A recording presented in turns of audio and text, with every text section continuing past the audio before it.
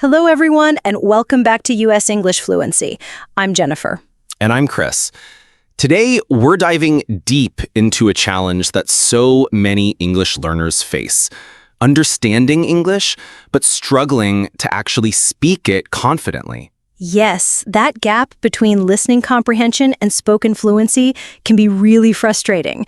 But don't worry. Today, we'll share insights, practical tips, and mindset shifts to help you bridge that gap and speak naturally. Exactly. So let's get started. First off, it's important to understand why speaking is often harder than understanding. When you listen to English, your brain is mainly decoding sounds and meanings, but speaking requires something more. It's about producing language in real time, which means your brain has to work a little differently. Right. It's like having all the ingredients for a delicious meal, but not knowing the recipe yet. You need to learn how to mix and cook those ingredients to get the final dish. Great analogy, Chris. And from a brain science perspective, there's an area called Broca's area that plays a key role in speech production. When you're learning a language, that area needs to be trained to form words and sentences quickly and smoothly. Yes, and simply understanding English doesn't automatically activate those pathways for speaking. Your brain has to rewire itself, creating new neural connections that allow you to speak effortlessly. So even if you can follow a movie or a conversation perfectly, your brain still needs specific training to turn your thoughts into spoken words.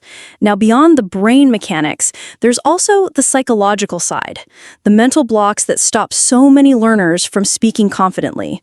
Absolutely. One huge barrier is fear. Fear of making mistakes, sounding silly, or being judged by others.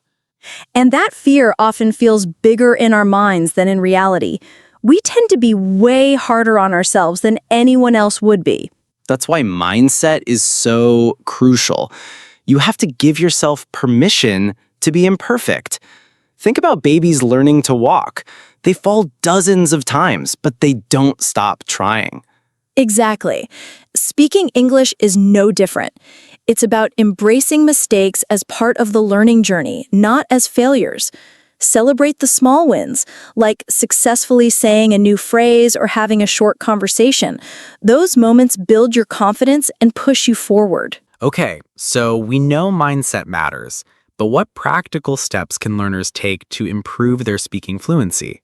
One powerful technique is called chunking. Instead of trying to say a whole sentence at once, break it down into smaller, manageable pieces, or chunks. For example, instead of saying, "I would like to order a cup of coffee, please," all at once, break it down like this.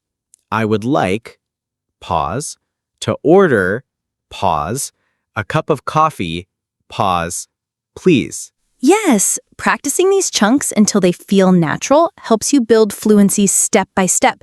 It's like building a Lego tower, brick by brick. Chunking reduces overwhelm and cognitive overload. You focus on small parts, which is easier and less stressful. Another great technique is shadowing. This means listening to a native speaker and trying to speak along with them in real time, matching their rhythm, intonation, and pronunciation. Shadowing works like having a personal conversation partner anytime you want, even if it's just a recording. Exactly, and it helps you internalize natural speech patterns, so your English starts to sound more fluent and natural. Here's a tip. Start shadowing with short sentences or small paragraphs, then gradually move on to longer audio segments. And don't forget to record yourself when you practice.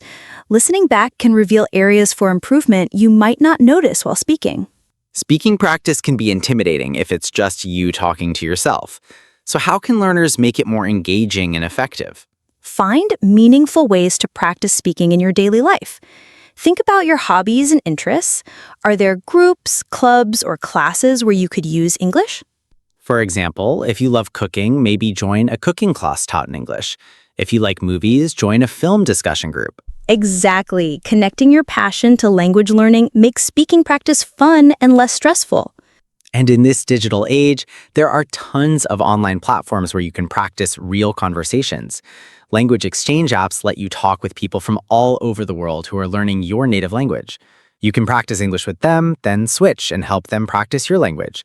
It's a win-win. Also, virtual language cafes, online conversation groups, and tutoring sessions with native speakers are excellent ways to get real-life speaking experience. One last piece of advice. Consistency is everything.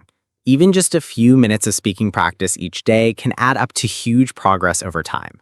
Yes, it's better to practice a little every day than to cram once a week. Think of language learning as a marathon, not a sprint. Patience and persistence pay off. And enjoy the process.